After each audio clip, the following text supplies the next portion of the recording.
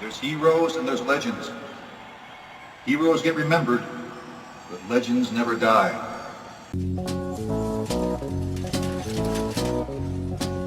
It's the Sitting Sportside podcast, exclusively on 1045theteam.com. Oh, no! Because there's no crying in baseball. There's no crying in baseball! No crying!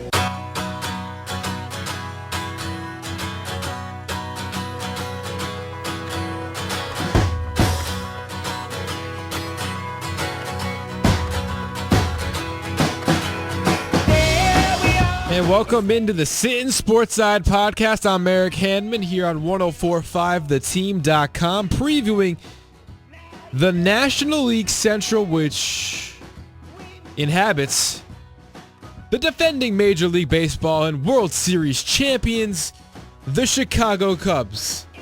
And every single time I say that, I feel like I'm bringing joy to somebody from Chicago or wherever, someone who's a Chicago Cubs fan who may be listening. It just feels happy. I feel like I'm just really bringing joy to someone's day, because I feel like in the last it's been 5 months, every time someone's heard those words who was a Cubs fan, especially with the long the ones who were in it for the long haul and had to go through all that disarray. I mean, those words would be music to my ears if I ever heard Jets won Super Bowl, because it's been a long time in my life, which has really only been about 15 years of my life as a fan. For others who have been alive since '69, that might be better. That's off the cuff. National League Central, and of course, I'll preface this real quick by saying that there's other previews up, other three previews on the National League West, American League East, and Central, and then we'll have the other two divisions coming out shortly. You can tweet your opinions at me at EricH1045. And as of course, there's no crying in baseball, so if you don't like your opinions on your team, you can share what you think on your team, but just don't whine. I'll try to get some positive notes on all of them, as I always do. Starting out with the 5th place team, and I'll get you a fantasy baseball player to look out for in your free agency pools. And if you haven't drafted, target them in your drafts. 5th place team, I'm going with the Cincinnati Reds, and this might look very similar to last year's division. I've kind of noticed that a lot of these divisions are kind of looking the same as the previews, but there's going to be a team that's probably going to shock some people. Don't think it's going to be the Cincinnati Reds, and here's why. Their pitching is really, really raw, with the exception of Scott Feldman at the top of that rotation. Everybody else in this rotation, their major league experience might not exceed 2 years. And that's because Anthony DeScalfani might be out for the season because he might need Tommy John surgery, and Homer Bailey will be out because of an elbow injury. That'll keep him out for a good part of the season. And even if he does come back, how long is Homer Bailey could last? Because the last 2-3 years, he has been scarce. You'd be hard-pressed to find a string of 5 or 6 starts from Homer Bailey. And even those starts, he hasn't been great since his back-to-back seasons with a no-hitter. But besides Feldman, you got Brandon Finnegan, who had a very good year last year as a starter. Most, including myself, do kind of see him as a long-term reliever, but he's kind of shown that he can pitch well as a lefty on that staff. Another lefty, Cody Reed, struggled a lot last year, but has a lot of potential, along with Amir Garrett, who has yet to make his major league debut.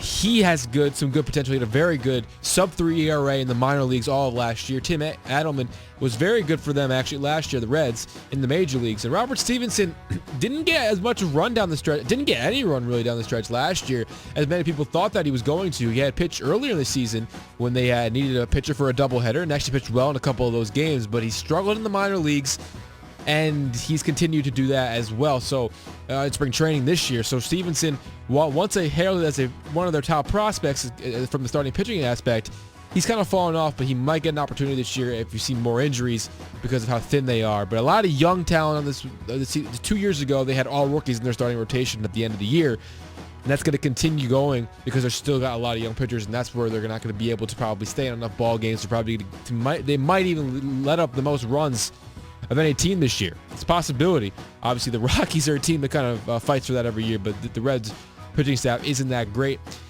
But in the bullpen, you have possibly one of the next great closers in Raziel Iglesias. with Tony Cingrani and Michael Lorenzen. Now both, and I really like Lorenzen out of the bullpen as well. Those are two guys. The two guys I think have really good closer written all over them is Iglesias and Lorenzen. So whoever wins it for them, obviously will get to show that earlier.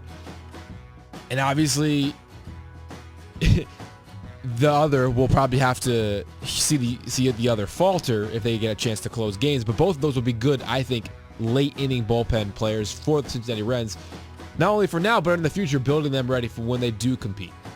The one constant on the Cincinnati Reds team now that Brandon Phillips is long gone, I say long gone because he just got, but it's really only been a month or so since he got traded to the Atlanta Braves.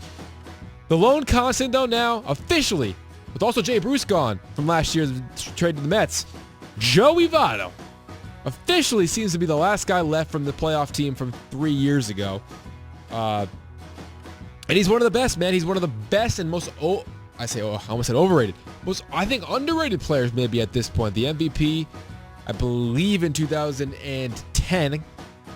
You can check me on that. It might be 11, but I believe it's 2010. From the National League, has the best on-base percentage, I believe, in all of baseball.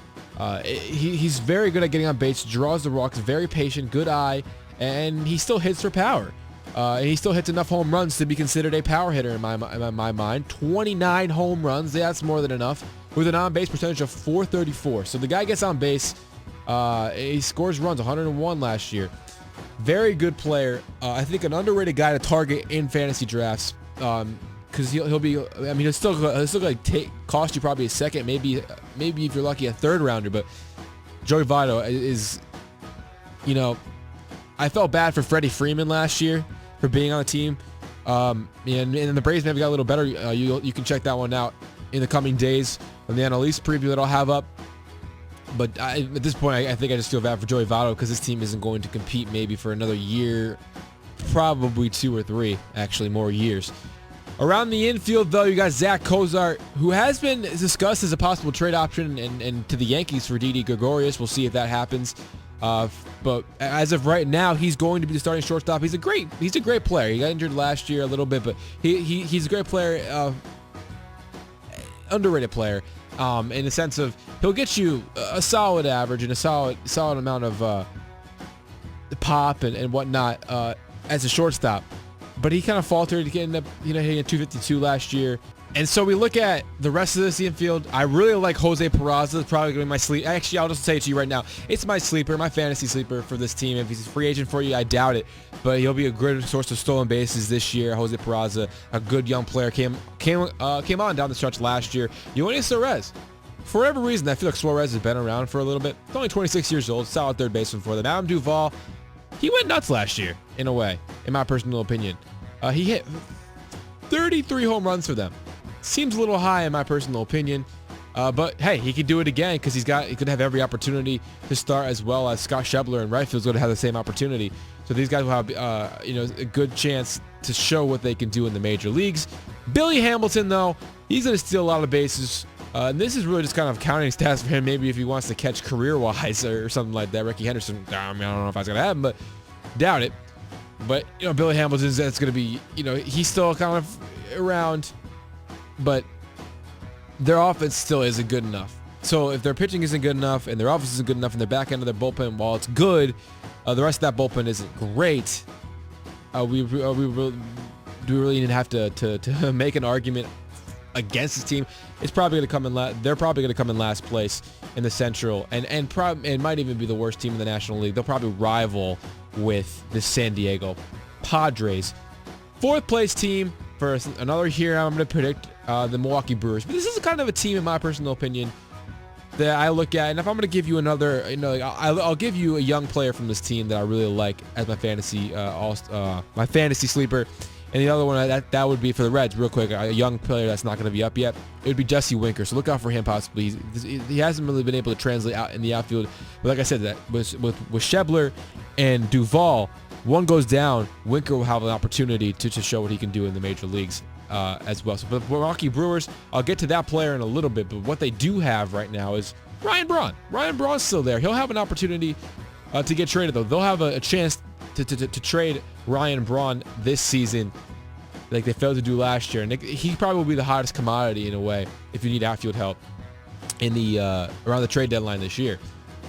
Keon Broxton in center field and Domingo Santana in right, 2 young guys who showed some flashes last year but need to show more this year if they really want to be taken seriously as future parts of this team. In the middle infield, though, Orlando Arcia and Jonathan Villar could be 2 very good guys at the top of that lineup. Villar steals a lot of bases. Arcia looks to follow in Villar's footsteps and be that as well. He made his debut last year, and he kind of struggled at times, but he's got a bright future. Brother of Oswaldo Arcia, the former Minnesota Twin and journeyman right now. But Travis Shaw came over in the Tyler Thornburg deal from the Red Sox. He'll get an opportunity at third base. They're kind of hoping that he can replicate what he was kind of doing for them last year and be more of a big part of this team. And then they bring in Eric Timms, who came out of nowhere, and he got this huge beard, as if he kind of hasn't shaved since he left in his seasons, I believe, in Japan. He can come back and make an impact for this team, but the rotation, while it's got Zach Davies, who's a really good young pitcher, along with Jimmy Nelson, I'm not sure the rest of the rotation is going to be good enough to get them where they want to go. Junior Guerra, he's pretty good. Just don't know if they're going to be able to get there to be able to compete with the really high-profile teams in the division, because I think the top 3 are really, really good. You can put this top 3 against any other top 3. So the guy I was talking about before, and real quick, Neftali Feliz is going to be the closer there. Good closer to target, I think, because he'll do a good job with that closer role. This is a team that could surprise, like I said, because they have some good young pieces. I just don't necessarily see it with the rest of this division, because at many games you have to play against the top 3 teams in this division. It's going to be tough. It's going to be really tough for this team to get there. Lewis Brinson, he came over in the deal last year from the Rangers that I believe, and I'm drawing a blank, but he came over from the Rangers in a big-time deal last year, and he could be a player that could come up midseason in center field, or maybe left or right field if Braun gets traded, if Santana struggles, or he or Bronxton gets injured. So that could be a big-time play for that. It was a Jonathan Lucroy deal. Excuse me. I don't know why I couldn't think of it, but it was a Jonathan Lucroy deal who went to the Rangers, and Lewis Brinson came over. Could be a good guy to target for mid-season for this team. Other than that, though, that's all I have to really say on the Brewers, because they're going to be a tough team. The next pick I have to make, and this is really hard. Like I said on a previous podcast, I'm not going to talk about my wild card predictions until the last podcast, which will be the National League East podcast. So if you're listening to this one after the National League East podcast is out, go check out the National East podcast when that does come out, because that will tell you what teams I think will be the wild card teams as well. And this one makes it tough for me, because if I put this team in third place, that means I have to pick the second place team to be the wild card team as well. And so it's really hard for me to do this, but I am putting the Pittsburgh Pirates in third place, because I really thought this team was going to take a big step forward this year, and I think they still can. I think they still will. It just puts me in a position where, is this going to be the same thing that happened 2 years ago when you had the top 3 teams in Major League Baseball? The Major League Baseball in this division? Could this happen again? I think it can, because that outfield that outfield competes with anybody. Polanco now plays left, Marte now plays center, and McCutcheon now plays right. They changed the positioning of the outfield, but the hitting is all the same. They're still great players, and really at the top and the middle of the lineup. You add Josh Bell for an everyday first baseman. Huge upgrade over what John Jason was as the everyday player last year. Unfortunately, though, they don't get Jung Ho Kang. His visa issues, and he has himself to blame 100% for the issues. But that hurts them a lot, not getting him. David Freese was solid last year, but it's just not the same guy, not the same aura that I got from Kang. In middle of that infield could change, but Jordy Mercer and Jason Harrison and Josh Harrison, they're good. They're 2 good, solid players in the middle of that infield, especially for Mercer down in the beginning, bottom of the lineup. Harrison might bat as a leadoff guy type. It's just that they have some other guys that could possibly replace, and this is more goes from Mercer, but Adam Frazier could possibly get an opportunity if Mercer struggles. And then in the outfield, I'll give you another guy just in case McCutchen. I don't know. Maybe McCutchen will get traded this year. I don't know. Austin Meadows. He'd be my fantasy guy to look at this year because if McCutchen gets traded, then he'll probably step up to the plate and possibly get an opportunity this year. I mean, that also means he probably ripped up AAA Indianapolis. But keep that name in your memory bank because if he's not this year, McCutchen will probably leave, and Meadows will be the new guy in right field in the future. Pitching rotation, though, it's really going to come down to Garrett Cole can bounce back. Because Garrett Cole can bounce back, I really love this team. But Jameson Taillon and Ivan Nova, solid 1-2-3 punch. If Tyler Glasnow can put something together and have a good year, right, combined with the massive strikeout totals he's going to pile up, he's the guy to target Glasnow because he'll get a lot of strikeouts. And yeah, I like Steven Brault, Chad Kuhl, and Drew Hutchison as the back end. And Ray Searage does a great job, along with Clint Hurdle, the manager, with his pitching staff. Great pitching coach in Ray Searage. And so that's why I don't have a lot of. I'm not nervous about this team. I don't have a lot of. I do have a lot of faith in this rotation because of what Ray Searage does with that squad and that group. Tony Watson probably, though, is going to be back into the bullpen, but it probably is going to be Daniel Hudson being the closer. I would guess. That's my guess. And I think that the bullpen isn't great, but it's good enough. And with this offense, I think the offense is very good. I'm not sure it's as good as, obviously, how good the Chicago Cubs are. We'll talk about them in a second. But I got to pick up him in third place because of Gong's not going to be there and because some shaky parts of the rotation. But like I said, I trust Ray Searage and what he's going to do. This team, and like I said, I'll tell you if I think they're a wild card in the NL East preview podcast of Sittin Sportside podcast. But man, I think this team's going to be, I would say, at least 6 games over 500 and a third place finish because in second place, I got the St. Louis Cardinals, who in my opinion improved this offseason. Sure, they lose Matt Holliday, but he was out a lot last year. But they get Dexter Fowler, and that's kind of the double whammy. It's a double whammy because they get Dexter Fowler from the Chicago Cubs, and I know if you're a Cubs fan out there or just you follow Major League Baseball, you're like, well, are they really going to miss Fowler that much? I kind of see where you're coming from then. I agree with it, but Fowler is going to be a big acquisition for the Cardinals, though, and he's going to be probably their leadoff hitter. Great defensively out there in center field for them. And on left field, Randall Grichuk. Randall Grichuk had to play center field for them last year. And that kind of might have gotten in his head a little bit, and he struggled a little bit as well. But you add the fact that, he doesn't have to worry about his positioning. Left field's kind of an easier place for him to play, maybe, because center field's you have a high burden out there in center for your team. So Grichuk doesn't have to worry about that. I think Grichuk's power numbers will continue to rise, with Steven Piscotty being that solid average guy who can also belt it out of the ballpark out in right field.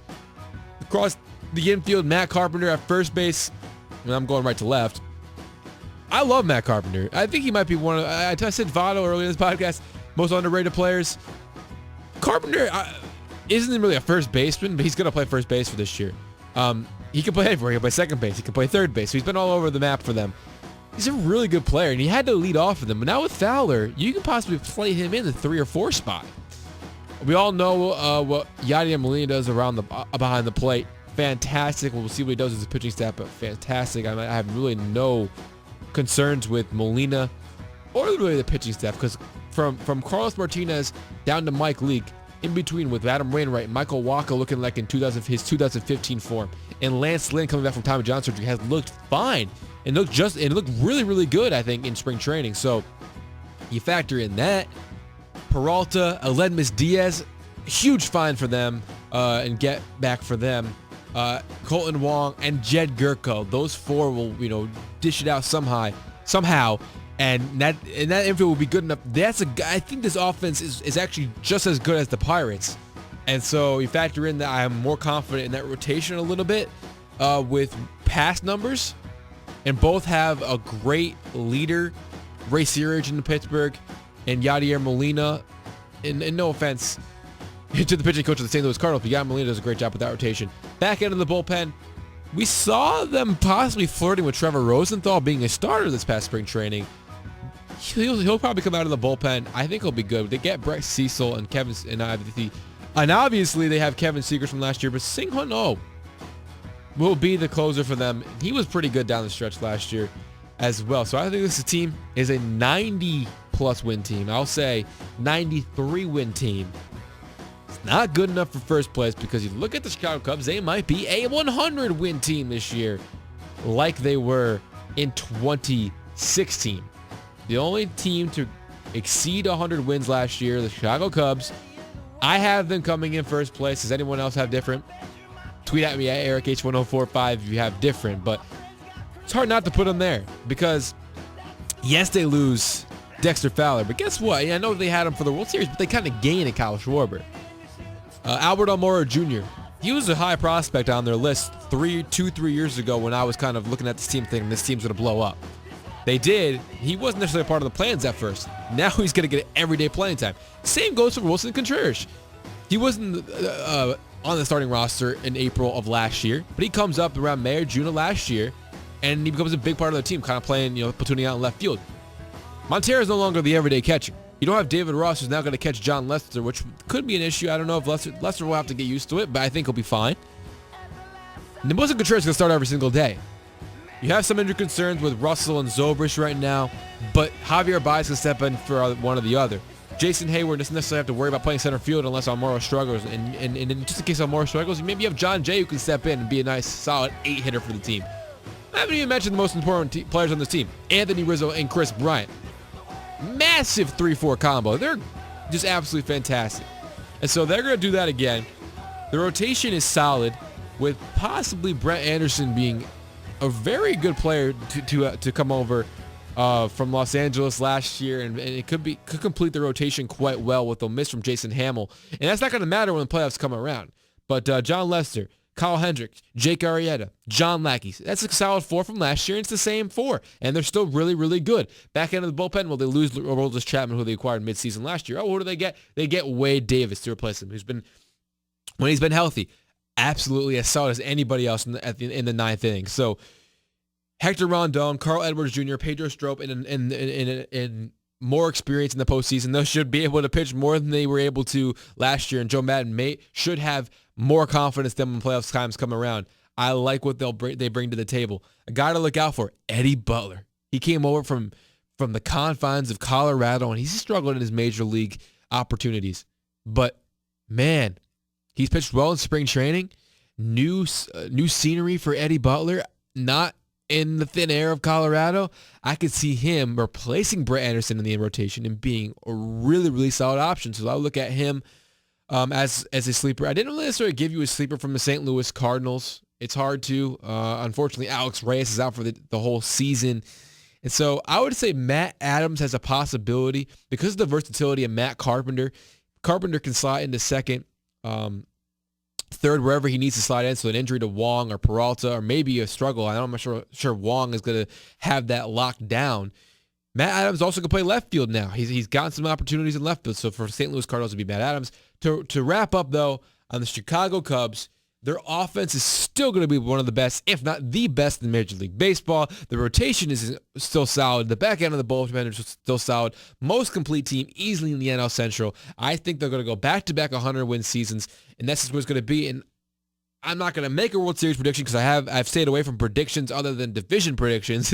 I haven't said who I think will be the wild card. I might save a World Series prediction possibly for that NL East. If you really want me to do it, you can tweet at me at EricH1045. But, man, it's looking like another Cubs possibly at least defending of the crown. And I'm really looking forward to talking about the Mets because I could see them meeting up in the NLCS again this season like they did 2 years ago if everything goes right for the Mets. And we know it did not happen like that last year. So to wrap things up, the Chicago Cubs, and I know you're probably used to hearing it by now, but probably are going to be the best team in baseball, and it's not gonna change. It's not going to change. They're going to be a top 3 at least team in the next 3 or 4 years. I'm not even sure that's just my opinion. I think that's just kind of fact at this point. But let's wish, as long as they keep in good health, that should be the case. So for the Sittin Sportside podcast in the NL Central and the NL Central preview, I'm Eric Hammond right here on 1045theteam.com. Be sure to check out the other division previews on youtube.com/team1045 and look out for the next two. Next one coming should be the AL West. Thank you for listening. I'm Mayor Canman. We'll see you next time. Can't wait.